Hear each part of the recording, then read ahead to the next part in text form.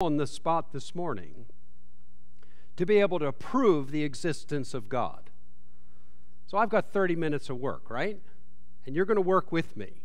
Because my question is this: does your heart beat to the tune of verse 6? Look at verse 6. For us, for we at Marco Presbyterian, for Christians around the world, for us, there is one God the Father, from whom are all things, and for whom all things exist. Does your heart beat to the tune of that truth? Now, I suggest that this is a greater concern than we may want to admit. A pastor friend of mine did a very interesting thing. He took a survey of the people in his congregation and of the people around the church building where he ministers. And the survey simply asked, what are some of the questions you have that you'd like answers to? And he was quite surprised that he got a very big volume of responses. The questions that people wanted answers to ranged from people wanting to know if there was life on other planets, clarity about the gender issue, whether their dog was in heaven, but right up at the top was the question, does God exist? Now, isn't that interesting? People are much more desirous of asking that fundamental question. And so the question of God's existence ought to be of vital importance to you this morning. Now, I'm well aware that we are consumed with all sorts of questions this morning. I mean, really, should we go to Outback or Carrabba's for lunch today? I know that's a big question. And after we've had lunch, should we take a nap or go to the beach? I realize these are vital questions that we're all thinking about at about this time of the morning.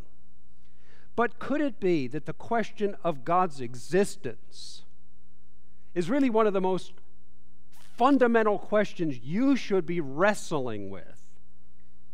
And if he does exist, how do you relate to him? And this is where verse 6 comes to our rescue.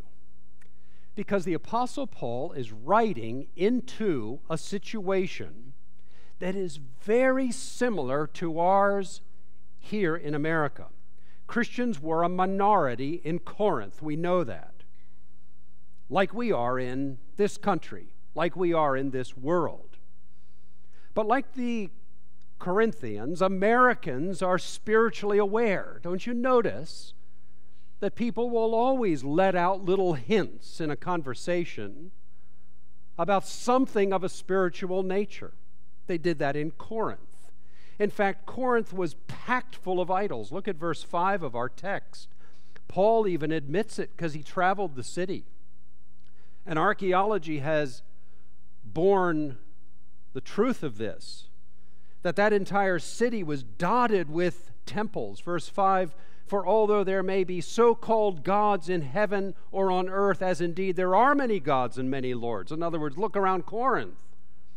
I mean, quite frankly, you look up at verse 1 and you begin to realize the drama people faced. You couldn't even go down to the Publix in Corinth and buy a pound of ground beef that hadn't been offered to an idol. That was the situation in Corinth that Paul's writing to.